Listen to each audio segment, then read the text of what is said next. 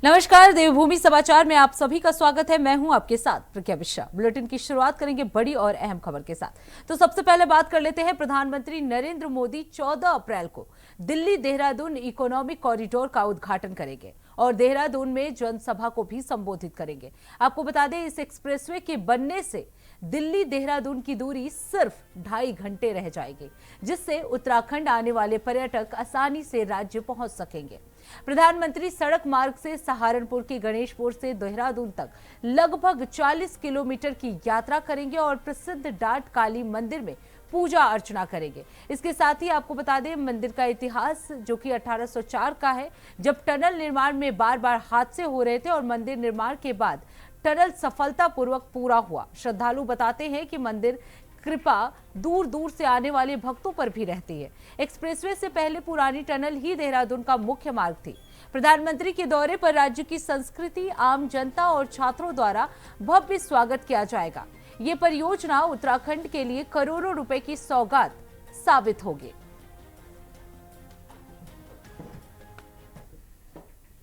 देखिए, माननीय प्रधानमंत्री जी का जो प्रस्तावित भ्रमण कार्यक्रम है वो 14 तारीख को जो दिल्ली देहरादून इकोनॉमिक कॉरिडोर है या एक्सप्रेस हाईवे जिसको हम लोग बोल रहे हैं, उसका लोकार्पण किया जाना है। और माननीय प्रधानमंत्री जी की महिंद्रा ग्राउंड में एक जनसभा भी प्रस्तावित है। और मोहन से जब महिंद्रा ग्राउंड तक जाएंगे तो अभी हम लोगों ने प्रस्तावित किया कि अगर संभव हो तो रोड शो का आयोजन भी किया जाएगा। और साथ ही साथ जो राज्य सरकार की योजनाएं हैं, 12 परियोजनाओं का लोकार्पण भी किया जाना है। अब रुक कर लेते हैं अगली खबर की। पौड़ी तहसील ग्राम के घंडियाल में आयोजित तहसील दिवस में जिला अधिकारी स्वाति एस भदौरिया ने 95 शिकायतों पर सुनवाई की है और अधिकांश का मौके पर ही समाधान किया। आपको बता दें, प्रमुख समस्याओं में पेयजल, सड़क, स्वास्थ्य, वन्यजीव सुरक्षा, आधारभूत सुविधाएं और सामाजिक सुरक्षा शामिल थी। जिला अधिकारी ने जल संस्थान के जेई को सप्ताह में 3 दिन कल कच्ची खाल में बैठने के निर्देश दिए और क्षतिग्रस्त पाइपलाइनों के स्थायी समाधान, जिला योजना में प्रस्ताव शामिल करने और प्लम्बरों के त्रैमासिक भुगतान सुनिश्चित करने को कहा। बेटगांव में सोलर लाइट लगाने, घंडियाल बाजार में पॉकेट पार्किंग विकसित करने और मोटर मार्गों की मरम्मत के निर्देश दिए गए। सामुदायिक स्वास्थ्य केंद्र में रेबीज टीके, भवन सुदृढ़ीकरण और एक्सरे सेवा 2 दिन में शुरू करने की घोषणा की गई। दिव्यांग बालक के आधार कार्ड और पेंशन प्रकरण शीघ्र निपटाने के लिए विभागीय समन्वय करने के भी निर्देश दिए गए। दृष्टिगत तहसील दिवस पौड़ी आज घंडियाल में आयोजित किया गया, जिससे कि वो काफी दूरस्थ क्षेत्र है और यहाँ पे पौड़ी मुख्यालय लोगों को ना आना पड़े, ये उसका मेन कारण था। और वहाँ पे काफी बड़ी संख्या में सम्मानित जनप्रतिनिधिगण और हमारी क्षेत्रीय जनता भी उपस्थित हुई। और जो हमारी मेन शिकायत पेयजल को लेकर वहाँ काफी शिकायतें आई, उसके क्रम में जो हमारे एक्सीएन है उनको भी निर्देशित किया गया है कि वो 3 दिन स्वयं क्षेत्र में भ्रमण करके समस्याओं का समाधान करें। आवश्यकता अनुसार उनको जिला योजना आदि में भी चीजों को रखकर उसका समाधान सुनिश्चित किया जाएगा और 15 तारीख तक वो पर्सनली अपनी रिपोर्ट भी हमें सौंपेंगे। इसी तरह से कुछ हेल्थ रिलेटेड इश्यूज थे, जैसे कि एक्सरे आदि वहां पे नहीं होते थे, तो एक्सरे टेक्नीशियन का इंतजाम कर लिया गया है और वो अब शीघ्र ही इसी हफ्ते से वहां पे एक्सरे की सुविधा भी मिलने लग जाएगी। इसी प्रकार और भी बहुत सारी छोटी छोटी समस्याएं थी जिनका मौके पर समाधान किया गया और साथ में विभिन्न विभागों द्वारा अपना शिविर भी लगाया गया, जिससे जनता को आज काफी लाभ। दृष्टिगत तहसील दिवस पौड़ी आज घंडियाल। अब रुक कर लेते हैं अगली खबर की। देहरादून में मुख्य सचिव आनंद वर्धन ने सचिवालय में वरिष्ठ अधिकारियों के साथ चारधाम यात्रा की तैयारियों को लेकर महत्वपूर्ण बैठक की है। उन्होंने पुलिस, स्वास्थ्य विभाग आदि को पूरी तैयारी सुनिश्चित करने के निर्देश दिए। पुलिस को जाम स्लाइडिंग जोन चिन्हित कर बल तैनात करने, बड़े होल्डिंग एरिया में यात्रियों के रुकने और खाने की व्यवस्थाएं रखने, इसके साथ ही यातायात और मौसम की जानकारी नियमित रूप से साझा करने के निर्देश दिए। मुख्य सचिव ने रजिस्ट्रेशन के दौरान सचेत ऐप डाउनलोड करना अनिवार्य किया और व्हाट्सएप के माध्यम से जानकारी उपलब्ध कराने को कहा। नए रूट्स कनेक्टिविटी और योजनाओं में शामिल किए जाएं। आपदा प्रबंधन विभाग के मैसेजिंग अलर्ट और हेली सेवाओं से बचाव और रेस्क्यू सुनिश्चित करने के भी निर्देश दिए गए। आपको बता दें, पर्यटन विभाग को सार्वजनिक सुविधाएं और साइनेज लगाने के निर्देश दिए ताकि यात्रियों को किसी प्रकार की कोई असुविधा ना हो।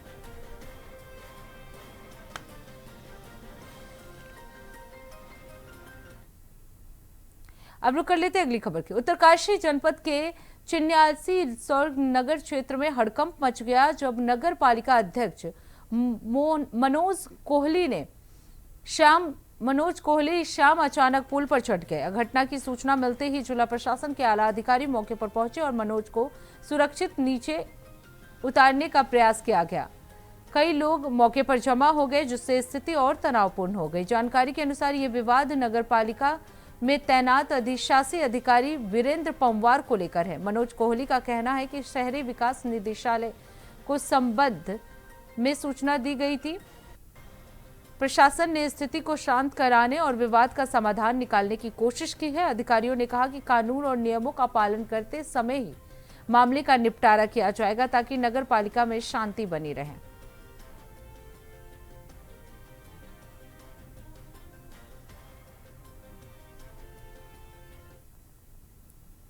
अब रुक कर लेते हैं अगली खबर की। केदारनाथ धाम यात्रा के हेली सेवा की बुकिंग अब 11 अप्रैल से शुरू होगी। पहले चरण में 22 अप्रैल से 30 जून तक की यात्रा के लिए टिकट बुक किए जाएंगे। यात्रियों को हेली सेवा की टिकट केवल IRCTC की आधिकारिक वेबसाइट पर ही बुक करनी होगी। केदारनाथ धाम के लिए हेली शटल सेवा गुप्त काशी, फाटा और सिरसी से संचालित की जाएगी। इस सेवा का उद्देश्य श्रद्धालुओं को सुरक्षित और आरामदायक यात्रा उपलब्ध कराना है। हेली सेवाओं से यात्री पर्वतीय मार्गों पर समय और कठिनाइयों को कम कर सकते हैं। प्रशासन ने यात्रियों को समय पर बुकिंग करने और यात्रा के दौरान सभी नियमों का पालन करने की सलाह दी है। इस सेवा के माध्यम से केदारनाथ यात्रा को और अधिक सुविधाजनक और सुगम बनाया जाएगा।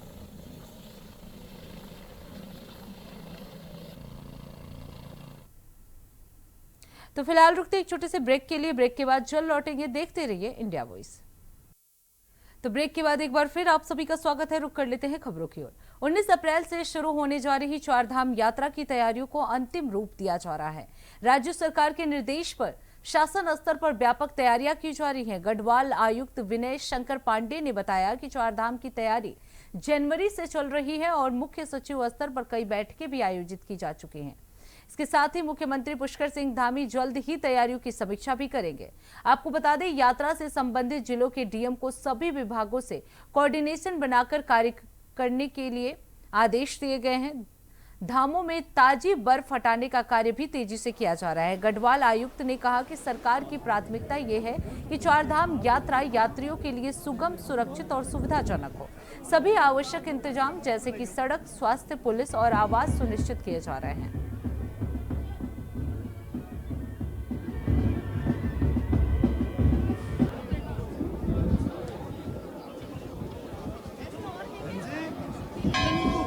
भैया लवन टी चाय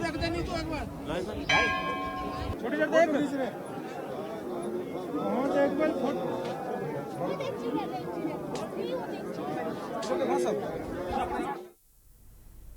अब रुक कर लेते हैं अगली खबर की। चारधाम यात्रा को सुरक्षित, सुगम और व्यवस्थित बनाने के लिए इस बार केदारनाथ हेली शटल सेवा शुरू पूरी तरह से हाईटेक की जा रही है। मुख्यमंत्री पुष्कर सिंह धामी के निर्देश पर हेली सेवाओं में आधुनिक तकनीक का समावेश किया गया है जिससे यात्रियों को बेहतर, पारदर्शी, सुरक्षित यात्रा अनुभव मिल सके।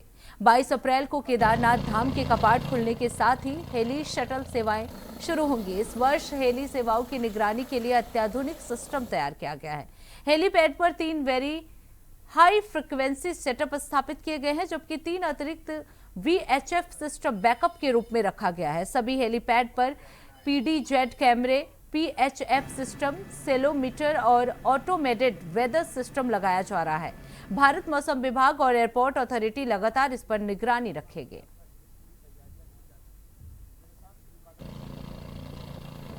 इस बार भी हम लोग जो सेकेंड फेज़ की तरह बहुत अलर्ट रहते हुए सारे ऑपरेशंस को मॉनिटर करेंगे। इसमें DGCA, IMD और airport authority of India continuously इसको देखेंगे। कंबाइंड एफर्ट रहेगा। हमारे 2 कंट्रोल रूम जो कि सिरसी और सहस्त्रधारा में है वो ऑपरेशनल रहेंगे।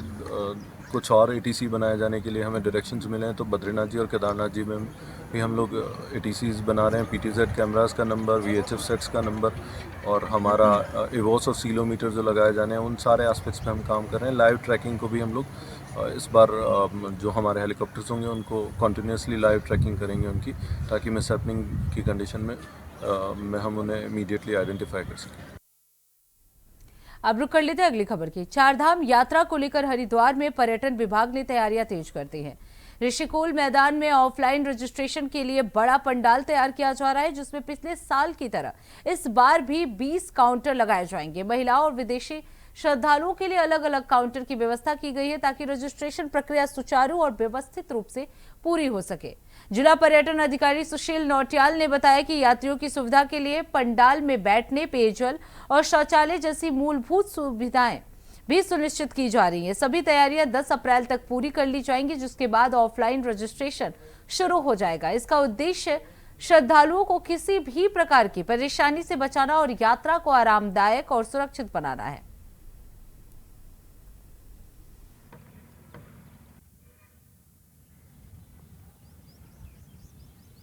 ऋषिकुल मैदान में चारधाम यात्रा के पंजीकरण, ऑफलाइन पंजीकरण की तैयारियां पूर्ण कर ली गई है और 10 तारीख से हमारा जो है वहाँ पे 100% कार्य पूर्ण हो जाएगा, जिसमें कि हम लोग 20 काउंटर लगा रहे हैं, जिसमें महिलाओं के लिए, पुरुष के लिए और विदेशी नागरिकों के लिए जो है पृथक से जो है काउंटर बनाए जाएंगे और वर्तमान में जो है कार्य वहाँ पर चल रहा है। हमारा 20 टॉयलेट्स वहाँ पे बन चुके हैं और 10 तारीख के बाद वो फंक्शनल हो जाएंगे और 10 के बाद जो है सारी व्यवस्था हमारी सुचारू हो जाएगी।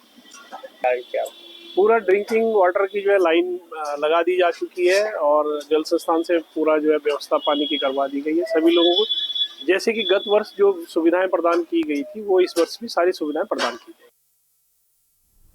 अब रुक कर लेते हैं अगली खबर की। उत्तराखंड के पर्वतीय जिलों में ट्राउट फिश फार्मिंग करने वाले मत्स्य किसानों के लिए खुशखबरी है। आपको बता दें, मत्स्य और पशुपालन मंत्री सौरभ बहुगुणा ने बताया कि ट्राउट फिश की बाजार में लगातार मांग बढ़ रही है। हाल ही में फूड फेस्टिवल में दुबई से 20 टन ट्राउट फिश की और नेपाल से 5 टन ट्राउट फिश की मांग मिली है। नेपाल की मांग को पिथौरागढ़ जनपद से पूरा किया जाएगा। उन्होंने कहा, आईटीबीपी के साथ एमयू से पर्वतीय किसानों को बड़ा लाभ हुआ है। सिर्फ एक साल में 12 करोड़ का बिजनेस हुआ है। ट्राउट फार्मिंग अब पर्वतीय मत्स्य किसानों के लिए आय का एक महत्वपूर्ण स्रोत बन चुकी है। मंत्री ने आश्वासन दिया कि विभाग किसानों को हर संभव मदद देगा ताकि उन्हें आय बढ़े और ये व्यवसाय स्थायी और लाभकारी बने। फार्मिंग जो है वो उत्तराखंड में बढ़ रही है, उसका लोगों का इंटरेस्ट ट्राउट की तरफ हो रहा है। उत्तराखंड के जो 10 पर्वतीय जिले हैं जहाँ पे कोल्ड रनिंग वाटर अबंडेंस में है, वहाँ पे ट्राउट फार्मिंग का बहुत अच्छा स्कोप है और पिछले 2022 से 2026 के बीच में हमने लगातार ट्राउट को प्रोडक्शन भी बढ़ा है, उसकी सेल भी बढ़ी है। आईटीबीपी के साथ जो हमने टाई अप किया, उत्तराखंड पहला स्टेट बना पूरे देश का जिसने आईटीबीपी के साथ टाई अप किया और उसका हमने 12 करोड़ के आसपास का बिजनेस एक साल में आईटीबीपी के साथ किया है, जिसमें कि हमारे ट्राउट फार्मर्स, पशुपालक, हमारे भेड़ बकरी पालक, इन सब के जो है आईटीबीपी ने डायरेक्ट प्रोक्योरमेंट किया और 24 घंटे के अंदर उनके अकाउंटों में डीबीटी आया है। कोई बिचौलिया नहीं है, कोई कमीशन नहीं है। और दूसरी सबसे बड़ी बात कि दुबई जब मैं गया था गल्फ फूड फेस्टिवल में, तो वहाँ पर भी हमारी काफ़ी बड़े एक्सपोर्टर्स से मीटिंग हुई है और हमको 20 टन पर महीने का एक ऑर्डर वहाँ के एक्सपोर्टर से मिला था। अब रुक कर लेते हैं अगली खबर की। नैनीताल में निजी प्रकाशकों की किताबें अनिवार्य किए जाने के आरोपों के बाद एसडीएम नैनीताल ने दुकानों में छापेमारी की है। भीमताल के तल्लीताल निवासी प्रकाश चंद्र चंदोला ने जिलाधिकारी को शिकायत कर बताया कि स्कूल में एनसीईआरटी के अलावा महंगी निजी किताबें खरीदने के लिए छात्रों पर दबाव बनाया जा रहा है, जिससे अभिभावकों पर आर्थिक बोझ बढ़ रहा है। जिलाधिकारी के निर्देश पर एसडीएम ने मल्ली ताल क्षेत्र की कई किताबों की दुकानें में जांच की है। इस दौरान किताबों की कीमत, प्रकाशक और सूची का मिलान किया गया और किताबें खरीदने आए छात्रों से पूछताछ की गई। प्रशासन ये भी पता लगा रही है कि कहीं स्कूल स्तर पर किसी विशेष दुकान से तो किताबें खरीदने के लिए दबाव तो नहीं बनाया जा रहा है। छात्रों और अभिभावकों ने ऐसी कोई बात नहीं होने की पुष्टि की है। देखिए, जिलाधिकारी महोदय द्वारा लगातार इस चीज़ के लिए कहा जा रहा है कि वे जो भी किताबों की दुकानें हैं वो जेन्युइन रेट्स पर ही किताबें दें और एज सच कोई भी स्कूल किसी एक पर्टिकुलर दुकान को ऑथोराइज़ ना करे कि इसी दुकान से जो है किताबें लेनी है बच्चों को या पेरेंट्स को। इसी के क्रम में डीएम सर के निर्देशों के क्रम में आज नैनीताल शहर में जो बुक डिपोज़ हैं उनकी जाँच की गई या उनको निरीक्षण किया गया, तो उसमें पाया गया कि यहाँ के जितने स्कूल्स हैं मैक्सिमम ICSE पैटर्न को फॉलो करते हैं और एज सच किसी भी पर्टिकुलर बुक सेलर को ऑथोराइज़ नहीं किया गया है। कोई भी अभिभावक अपना जो है किसी भी दुकान से बुक्स ले सकता है और इसके अतिरिक्त जो NCERTs की बुक्स हैं उनको भी देखा गया है और साथ में कुछ NCERT की बुक्स ली भी गई हैं, जिससे उनको जो है हम NCERT से भेजकर वेरीफाई भी करवा सकें कि ये जेन्युइन है या नहीं है। अब रुक कर लेते हैं अगली खबर की। देहरादून में ऑपरेशन प्रहार के तहत वरिष्ठ पुलिस अधीक्षक ने सभी स्थानों को निर्देशित किया है कि वो अपने क्षेत्रों में सार्वजनिक स्थानों पर शराब पीने, हुड़दंग करने और शराब पीकर वाहन चलाने वालों के खिलाफ प्रभावी कार्रवाई करें। इसी कार्रवाई के तहत देर रात कोतवाली क्षेत्र के राजपुर रोड, प्रिंस चौक, त्यागी रोड आदि जगहों पर पुलिस ने चेकिंग अभियान चलाया। इस दौरान सार्वजनिक स्थानों पर खुले में या गाड़ियों में शराब पी रहे कुल 35 व्यक्तियों को थाने में लाया गया। पूछताछ के बाद सभी को भविष्य के लिए सख्त हिदायत दी गई है। इनके खिलाफ पुलिस अधिनियम के तहत चालानी की कार्रवाई की गई और कुल 29,000 रुपए का जुर्माना वसूला गया है। पुलिस ने कहा कि कानून व्यवस्था बनाए रखना प्राथमिकता है और सार्वजनिक जगहों पर अशांति या शराब सेवन को बर्दाश्त नहीं किया जाएगा।